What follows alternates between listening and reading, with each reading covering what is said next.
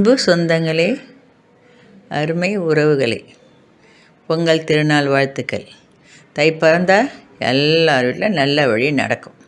அதான் பழமொழி.